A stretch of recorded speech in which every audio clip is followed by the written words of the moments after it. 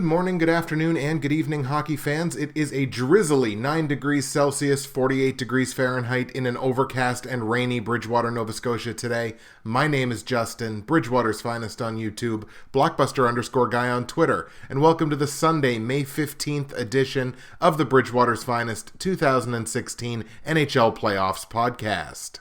This may possibly be the shortest episode of the podcast we have done to date, as there was no action in the NHL last night, therefore no game reviews. So basically we're just going to a couple of pieces of news and notes in the league last night, and actually just a little bit of I guess it's a journey of the mind, and I want to take you guys on a verbal journey here in reference to basically the state of the game of hockey, especially in terms of at the top end of hockey on an international level. So we got a little bit, I guess, an opinion piece or whatever that we're going to talk about a little bit before we tee up San Jose and St. Louis, Game 1 of the Western Conference Final, which goes down this evening. Not to feel like I'm advertising for them or showing my team bias here a little bit too much, but there is a really excellent Q&A right now on NHL.com with Montreal Canadiens captain Max Pacioretty. He talks very openly about where he feels the team failed this season, where he feels he failed this season as the team's captain, what he's doing in the offseason to make those changes and to kind of propel Montreal forward for the upcoming season. It's a really excellent Q&A, even if you're not a Habs fan. It's just a really, really interesting read. So that's something that you should go check out on NHL.com, an open Q&A with Max Pacioretty. Again, a little bit of news and notes from around the league. Out of Dallas, Jamie Benn has come out and expressed a deep lack of interest in exploring free agency at the end of next season. He has come out and said he is willing to negotiate with the Dallas Stars to sign an extension of his current deal to remain in Dallas. That's great news for Dallas, their fans, and their front office, that a guy like Jamie Benn is, pretty all in on staying with the team rather than testing free agency. Out of Philadelphia, it's come out now that both Claude Giroux as well as Shane Gostisbehere are both scheduled to have surgery on Tuesday. Giroux, surgery on his hip, and Gostisbehere has a bilateral tear in his lower abdomen that requires surgery as well. So those are both scheduled for Tuesday. They're both expected to be sidelined for around 3 months. So their timeline would kind of put them in line potentially to still be available for their respective World Cup teams. So let's hope that that happens and a speedy recovery to both Claude Giroux and Shane Gostisbehere. And going to Tampa Bay now, the latest that I can see on Ben Bishop and his injury situation. Luckily for the Bolts, that injury seems to be less egregious than they thought it was at the beginning. As I mentioned on, I think it was yesterday's show, Bishop's x-rays were negative. There's no structural damage to his leg or his knee. He's currently listed as day-to-day, but is unlikely to suit up for Game 2. If you're looking for my opinion on it, I would expect you are not going to see Ben Bishop until Tampa Bay loses a game in this series, and maybe even potentially until Tampa Bay loses a game at home in this series, because as they say, you're never really in trouble until you lose at home. So I wouldn't expect to see Ben Bishop for at least the next couple of games. So let's talk for a second here about the state of international hockey. Now, I have no notes on this. This is literally just all going off the top of my head, because what I did, since there was no NHL action last night and into today, I kind of went back and caught up on a little bit of the World Hockey Championship, which I really hadn't been paying much attention to because of obviously putting so much emphasis on the NHL playoffs. This morning, actually, I woke up kind of in the middle of the USA-Germany game. So I watched the tail end of that game and then watched the finish of, I believe it was, Denmark and the Czech Republic. And what I saw this morning especially is I saw a German team that never trailed in their game against the United States and then beat the United States with a goal in the last 2 minutes to beat the U.S. in regulation. I then flipped over to see Denmark tie the game with the Czech Republic late, take the Czech Republic to a shootout, and beat them in the shootout. 2 big upsets. I mean, I don't think anyone is going to look at like Denmark beating the Czech Republic, who is heavily favored in that game. That's a big upset. And Germany beating the USA at all is a big upset. And that's no disrespect to Denmark or Germany. That's just the notion of international hockey, is because you still have this firm notion of the teams that are elite and the teams that are not elite. And this is me speaking as a member of the fan base and a member of a country that is considered to be the elite in the world. I mean, Canada. You think of Canada and hockey, they just resonate together. What I'm saying is I don't think there's nearly as much of a split anymore between the elite nations and the nations that are not elite. Now look, you're always going to have your teams like your Kazakhstans and your Belaruses who their main goal at a big top-level international tournament is to not get relegated. Now unfortunately, Kazakhstan has been relegated from this current tournament, but you're always going to have those nations where hockey is not ingrown. Like hockey in those nations depends on like Canadians and Americans and Swedes going to these countries and basically building the sport from the ground up. That's what that depends on. But you are always going to have these nations, these like kind of A-level nations and B-level nations in terms of hockey. But what I'm saying is that the split between those two tiers is not nearly as wide as it used to be. And let's even break it down further than that. Let's look at just Canada. There's been a long time, or again, especially inside this country, where like hockey is our sport. That is the prevalent feeling in this country. Hockey is our sport and everyone else are kind of coming and gunning for us. That's the impression in terms of especially international play in Canada. If you even look at now the difference between Canada and the United States since even, I would say, the 80s. You go back just as far as the 80s, quote unquote, just as far as the 80s. But like you look at the development now of American players, American-born, American-developed players. And the difference between the highest end talent in the United States and the highest end talent in Canada, it does not exist. There is no difference because every high end American player can be argued to be just as good, if not better, than every high end Canadian player. So there really is, especially just between Canada and the United States, there's this major parity between those two nations. And it's true on the women's side too, where I would argue the United States has even now surpassed Canada in terms of their highest end talent. It's still very competitive there, and those games are always really interesting and really competitive and compelling to watch. But if we stick kind of to the men's side here, I think where Canada has still set themselves apart from the rest of the world. And this is no disrespect. I know I have a lot of American listeners. In fact, by percentage, I have more American listeners than I do Canadian listeners. So I understand, and I'm not trying to offend anyone by saying this. But I think the major difference still between Hockey Canada and Hockey USA, and by proxy, Hockey Canada and still the rest of the world, is that while the high-end players that are being developed in these countries, there's less and less and less difference between them in terms of skill, Canada, depth-wise, is still producing way more high-end, top-tier caliber players than is the United States, and then is Sweden or Russia or anything like that. There are still gaps in those programs, even the United States. I would say the United States' major gap is goaltending. It's great at the top. You got Ben Bishop and you got Jonathan Quick. And like those guys are as good as anyone else in the world.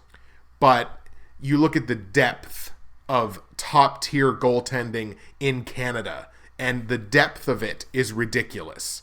Like every year when we choose like an international squad for an Olympic or for a world championship, or now like for the upcoming World Cup, like you just look at the depth of goaltending that we have to choose from, and there's always an argument between 6 to 8 guys for the third spot on a Team Canada. Whereas in the United States, you have Quick and you have Bishop, and then there's kind of an argument for sort of the B-tier third one. I think Corey Schneider is going to be your third goaltender at the World Cup. No disrespect to Corey Schneider, he's an excellent goaltender.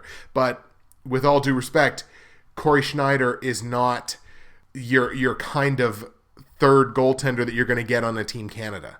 He's not. Because your third goaltender on Team Canada could be a starting goaltender for a lot of other countries. That's what I'm saying. So, and that's true in terms of defensemen, and it's true in terms of forwards.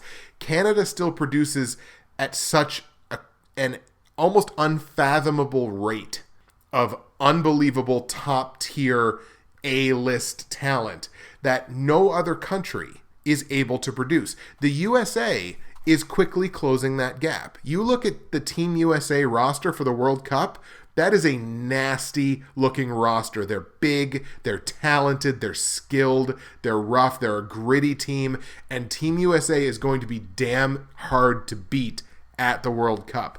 Team USA, I would argue, the USA may be the number 2 hockey nation in the world now. They may have usurped Russia for that role. It's hard to tell. I mean, those, again, when you get to the top tier, it's always very competitive. I would still argue that Canada is the number 1 nation in the world for hockey. I'll live with that argument until I'm definitively proven wrong with it. And we're still producing, as I mentioned, this depth of the top tier talented players in the world that no other nation can touch.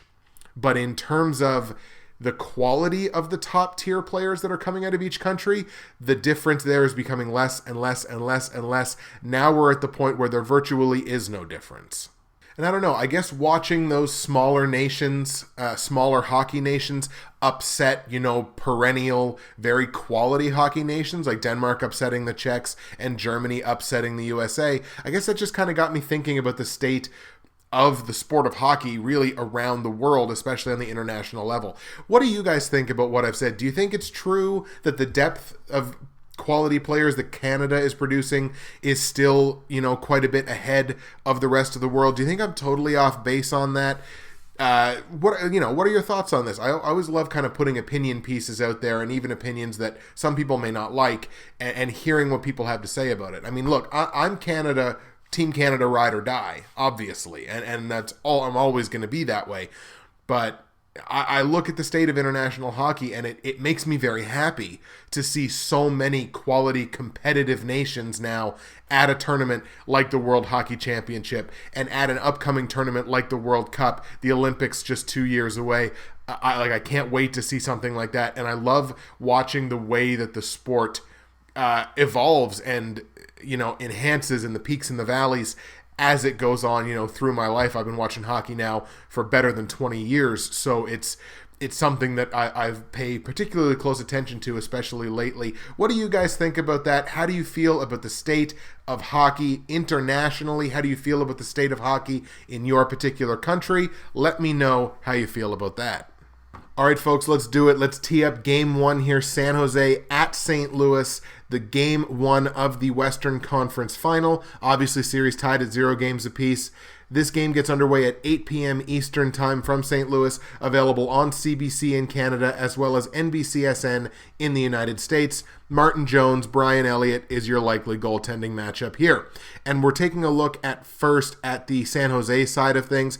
San Jose in these playoffs so far has done a very good job of getting out to really excellent starts, some early series dominance, and they've used that to kind of ride into their series victories. In games 1 and 2 of the Sharks' 2 series so far in these playoffs, they are undefeated. They are 4-0. So both times they've jumped out to 2-0 series leads. In that span of those 4 games, they've outscored their opponents 14-8. So when you can outscore your opponents by about 3.5 to 2, that's a very strong start, and that's a huge confidence booster for your team for San Jose. St. Louis, by the way, in that same span, games 1 and 2 of their respective series, they are only 2-2, and scoring in those games have been 8-8. So St. Louis tends to pick it up in later on in the series. As the series develops, St. Louis tends to get better the longer that it goes. That could bode well for them, but the Sharks and Martin Jones in particular are going to be looking to get out to a really strong start on road ice in the first 2 games of this series. Noteworthy for the Blues, it appears if you pay particular attention and put particular emphasis on their most recent practice before the games, it looks like the Blues plan to reunite that STL line that played together for most of the regular season and played together in round one. That STL line consisting of Lehtera centering Schwartz and Tarasenko. Now, they split that line up for the Dallas series to kind of try to handle the depth and the way that Dallas rolls out their lines. So they split that line up, but it looks like they're ready to put that line back together. The Sharks are going to have to pay particular attention to that line, as Tarasenko obviously is always dangerous. Schwartz is up there. Lehtera is a talented center, so they're really going to have to pay attention to that line in particular if they're going to have success here early on. Tonight's game and this series in general could come down to a battle of the special teams, especially the power play units. These are two phenomenal power play units. The Sharks in these playoffs clicking along at 30.9% on the power play. That's unbelievable. That is the best in the NHL so far in these playoffs. And the Blues are no slouch. They're clipping along at 27.5%. So these are two very dangerous power plays that have been getting it done all playoff. Now, if you take a look at these two teams in terms of how they get penalized, this is of particular importance to the St. Louis Blues. The Blues have taken 149 penalty minutes thus far in these playoffs. That's too many. I get that you have these scrums, especially in a series with Chicago that was so bitter, and St. Louis wanted to win that series so bad, and there were a lot of dust-ups in that series that caused a lot of penalty minutes to be called. San Jose's only got 82. This is a team that has played relatively disciplined and has been all right on the penalty kill. And, a team that is not going to give you as many opportunities as you, on average, have been giving to them. St. Louis needs to play disciplined hockey. They need to settle down and say, we can't take penalties against this team because at least 1 out of every 3 times, they're going to put one in the back of our net. So we can't play that way. We cannot do that. As far as the game tonight, San Jose has just been, they've been so dominant in games 1 and 2 so far in these playoffs. It's hard for me to bet against them. So I'm not going to. In terms of game 1 tonight, I like the Sharks on the road in St. Louis to hang up an L on the Blues, take home ice advantage away from them. I like San Jose tonight to win the game 4-2. All right, folks, that's going to do it for the Sunday, May 15th edition, a very quick edition of the Bridgewater's Finest 2016 NHL Playoffs podcast. Enjoy the opening of the Western Conference Final tonight. I know I certainly will. Tonight is also Game 7, Raptors and Heat. Talk a little NBA, why not? Go Raptors, go. Let's get this win. Let's get to that Eastern Conference Final. Take on King James and the Cavs. I like Toronto's chances tonight, especially where they're at home. I'm hoping for the best. It's hurt them to lose Jonas Valanciunas, but hopefully they get the win tonight and go on to the Eastern Conference Final. That's it for me, Justin, Bridgewater's Finest on YouTube, Blockbuster_guy on Twitter. Thank you very much for listening. Sunday's in the books. Hope you enjoyed it. We will see you again on Monday. Go Raptors, go.